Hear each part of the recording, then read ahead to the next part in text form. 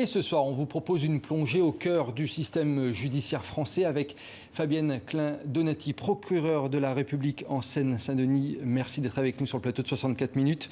À l'issue de votre mandat de 7 ans, vous publiez Poursuivre, le récit de votre combat quotidien contre la criminalité et les faits de délinquance qui rongent donc la Seine-Saint-Denis, le département le plus jeune et le plus pauvre de France. C'est important de le rappeler pour bien comprendre ce qui se passe dans ce département. Avant d'évoquer ce qui se passe justement en Seine-Saint-Denis, rappelez-nous, quelle est la fonction en fait d'un procureur de la République? Vous dites c'est un passeur de justice. Oui, parce que le procureur de la République, c'est celui qui, notamment en matière pénale, représente l'intérêt général de la société, la défend d'ailleurs quand elle est atteinte, et donc qui dirige les enquêtes de police judiciaire et qui va décider à l'issue des enquêtes, quand il estime qu'elles sont complètes, de la suite à donner. Donc entre les services de police qui interpellent les auteurs qui constatent les infractions, le procureur de la République, c'est lui qui va décider et orienter vers le tribunal et donc passer les procédures devant le tribunal pour que justice soit rendue. Alors vous dites dans ce livre, la jeunesse est au cœur du département de la Seine-Saint-Denis. Chez les magistrats, les mineurs, délinquants ou victimes déterminent des vocations. La jeunesse, c'est le fil conducteur chez vous. Oui, on peut le dire comme ça. C'est la jeunesse parce que déjà, ces départements a une population particulièrement jeune. Il y a 30% de la population qui a moins de 20 ans. Donc une jeunesse qui vit, qui bouge des fois dans le bon sens et des fois pas dans le bon sens, avec une délinquance des mineurs qui est relativement importante, mais aussi des mineurs qui sont aussi eux-mêmes victimes. Et en face, dans la juridiction de Bobigny, il y a effectivement, et notamment au parquet, des magistrats qui sont très jeunes. La moyenne d'âge peut se situer à certains moments à 35, 36 ans. À l'échelle nationale, la délinquance et les actes graves commencent de plus en plus jeunes.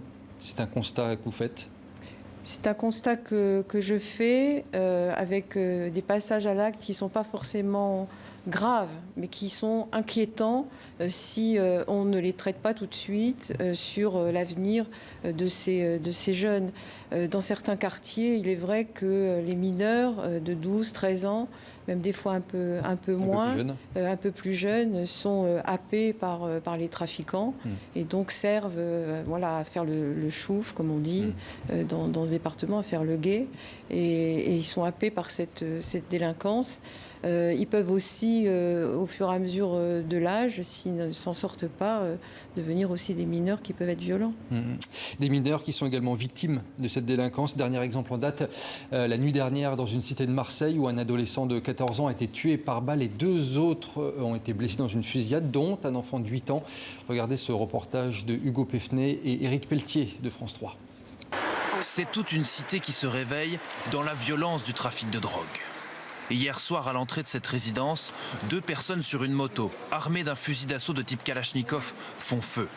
Un jeune homme de 14 ans est tué par balle. 2 autres sont blessés, dont l'un âgé de 8 ans à peine. La fusillade s'est produite dans la cité des Marronniers, un quartier populaire de Marseille. Les témoins sont abasourdis. J'étais dans la fenêtre en train de parler avec ma famille et on a entendu boum, boum, boum, boum, boum. Après, j'ai vu les gens qui étaient en train de descendre. On est descendu, on a trouvé le pauvre Ryan allongé par terre. Ça fait plus de 48 ans que j'habite le quartier et ça me surprend beaucoup que ça se soit dégradé comme ça. Parce que c'est vrai que c'était une cité calme, tranquille, comme on dit. L'adolescent tué et l'un des blessés étaient connus des services de police pour des affaires liées au trafic de stupéfiants. Pour les enquêteurs, cela ressemble donc à une guerre des territoires. Ces jeunes hommes sont probablement des choufs, comme on appelle dans le langage des cités, c'est-à-dire des jeunes qui surveillent l'entrée des immeubles pour prévenir les trafiquants de stupéfiants. C'était ces jeunes-là qui étaient visés, alors peut-être pas ces jeunes en particulier, mais c'est surtout le réseau qui était visé. C'est-à-dire, on est là pour vous reprendre le territoire et on est prêt à tuer n'importe qui pour le reprendre. Selon la préfecture, c'est le 11e meurtre lié à des règlements de compte cette année. En déplacement dans les Bouches-du-Rhône, le ministre de l'Intérieur Gérald Darmanin a de nouveau promis 300 policiers supplémentaires déployés à Marseille, dont une centaine d'ici la fin de l'année.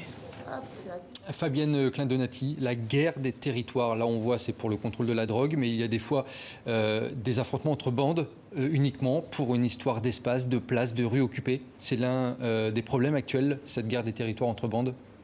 Entre bandes en Seine-Saint-Denis, c'est surtout la guerre de territoire liée au trafic de stupéfiants. Après, il peut y avoir des phénomènes de bandes et de rivalité entre bandes, mais qui démarrent sur des faits tout à fait anodins. De la violence gratuite, un regard. Une violence gratuite, un regard, ou alors une querelle amoureuse, un des jeunes qui sort avec une jeune fille d'une autre cité, ça plaît pas, et voilà, donc, et ça part sur ces rixes. Est-ce que les réseaux sociaux aujourd'hui jouent un rôle dans cette guerre? Est-ce que c'est un catalyseur? Est-ce que c'est un média pour faire relayer certaines choses? Très clairement, les réseaux sociaux, ils ne jouent pas de rôle dans la guerre des territoires sur les trafics de stupéfiants. Les trafiquants, les dealers sont bien plus discrets que ça quand ils veulent régler leur compte.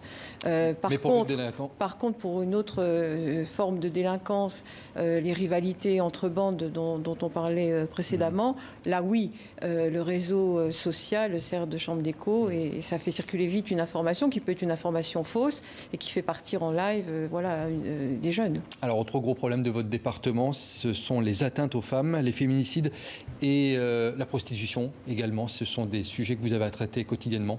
Quotidiennement, les violences conjugales, les violences intrafamiliales, ce sont des sujets que nous traitons et des affaires malheureusement que nous traitons quotidiennement, plusieurs fois par jour. Et puis aussi, bien sûr, malheureusement, la prostitution des mineurs, qui est un phénomène qui sort de l'ombre là depuis quelques années et qui amène des affaires importantes à la juridiction de Bobigny. Pourtant, la Seine-Saint-Denis, c'est un département pionnier dans la lutte contre ces violences faites aux femmes. Oui. Il faut le rappeler. Oui, il faut le rappeler, notamment avec le téléphone grave danger qui existe depuis 2009 et qui fait que nous avons une dotation relativement importante de ces téléphones, aussi parce que malheureusement, on a un certain nombre d'affaires en nombre important. Mais ce qui marque toujours en Seine-Saint-Denis, c'est la volumétrie et la masse des affaires. Est-ce qu'il y a une histoire qui vous a marqué ces derniers mois, justement, dans cette lutte de la délinquance en Seine-Saint-Denis?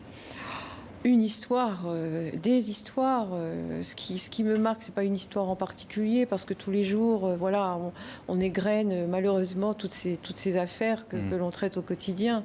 Ce qui me marque le plus, c'est cette violence extrême, quotidienne, gratuite, qui gangrène ce département au-delà des seuls trafics de stupéfiants. C'est une violence terrible. Je veux dire, on vous vole votre téléphone portable, même si vous ne résistez pas, que vous donnez votre téléphone portable, on va vous laisser sur le carreau, parce qu'on est deux, parce qu'on est trois, on va vous taper dessus. Comment vous faites pour avoir encore la foi après tant d'années, et puis quand vous voyez autant de violences gratuites, disons-le?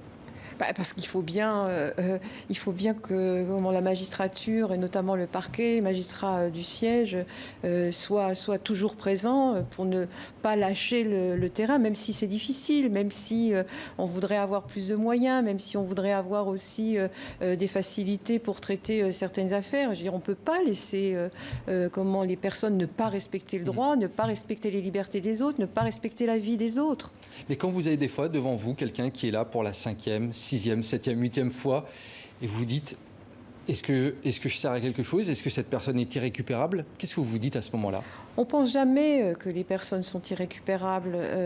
Ce qu'on essaie de voir, c'est comment on peut, avec une répression, avec une prévention, parce qu'il y a la prévention bien sûr, mais il y a aussi la répression, faire en sorte qu'au bout d'un certain nombre de fois, ça s'arrête. Mais je le dis, il y a des délinquants connus, très connus, qui un jour tournent la page et mènent une autre vie. Donc on pense à ça.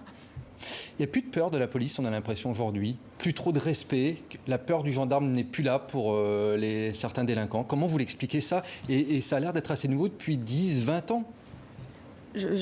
C'est compliqué. Qu'est-ce qu'ils vous disent les délinquants que vous avez en face par rapport à ça? De l'expliquer. En tout cas, c'est une réalité. C'est une réalité que l'on vit, nous, au quotidien, de ce non-respect du policier. D'ailleurs, encore des exemples très récents où, quand vous ne respectez pas le code de la route, qu'on vous interpelle, vous refusez de vous arrêter, vous refusez de répondre à la demande des policiers au contrôle. Et ça, je ne l'explique pas. Probablement, c'est compliqué aussi, probablement que dans l'environnement éducatif, dans l'environnement social. Je veux dire, il y a des barrières qui n'existent plus. Le respect de la loi n'existe plus parce qu'on n'est pas éduqué à ça. Comment on fait pour inverser la tendance alors ? C'est notre boulot. C'est notre boulot. Enfin, il n'y a pas que le boulot, je dirais, des magistrats. Il y a aussi celui de la prévention, celui de l'école, celui de la famille. Et puis nous qui devons à chaque fois rappeler qu'est-ce qui fait qu'on peut vivre normalement en société. Il y a un autre chiffre que je voulais vous donner. 31% des sortants de prison récidivent dans les 12 mois. Comment on fait pour alors contrer ça ? Je ne sais pas d'où vous sortez ces chiffres. Ministère de la Justice. Oui, 31%. Mais alors il faudrait aller beaucoup plus loin dans l'analyse de cette récidive, parce que ça veut dire quoi une récidive ? Est-ce que vous recommencez dans les 30 mois, ou je ne sais plus quel délai vous avez donné, la même chose ? Est-ce que vous avez commis un vol et puis que vous recommencez avec un défaut de permis de conduire ? Enfin, je veux dire, il faut aussi bien regarder de près. Mais il faudrait ce que ça plus veut de dire. peines alternatives, par exemple ? On a ce qu'il faut. Non, on a ce qu'il faut. Au niveau de la loi, il y a ce qu'il faut. Ah oui, Et qu'est-ce que vous répondez aux victimes aussi qui disent des fois la justice n'est pas assez sévère ?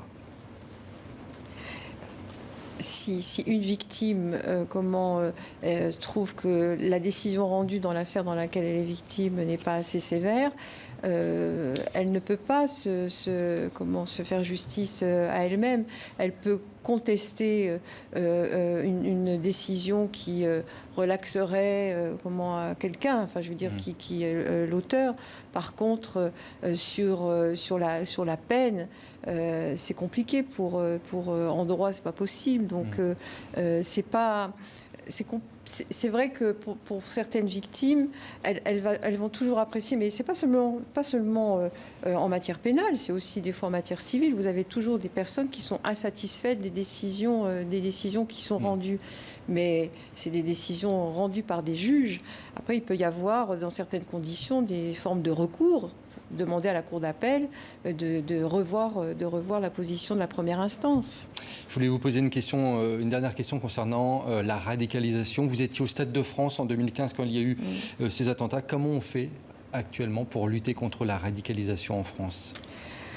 Alors, c'est un travail de prévention et de surveillance des personnes qui se signalent sur la radicalisation. C'est d'abord un travail important des services de renseignement, des services de la préfecture, et puis c'est aussi notre rôle de pouvoir signaler les personnes dont on penserait qu'elles se radicalisent quand on les voit dans les procédures que l'on traite, que ce soit en matière pénale ou même dans d'autres matières civiles. Un juge des enfants qui intervient dans une famille, un juge des affaires familiales qui intervient dans une famille peut sentir qu'on est dans une situation où on a une personne qui est en train de se radicaliser. C'est pas une infraction de se radicaliser. Ce qui peut être une infraction, c'est de manifester une apologie en direction du terrorisme. Mais par contre, tout le travail le plus important, c'est le travail justement de détection, de renseignement et puis aussi de suivi. Merci beaucoup Fabienne Klein-Donati d'être venue sur le plateau de 64 minutes. Je rappelle le titre de votre livre, Poursuivre, c'est aux éditions Équateur.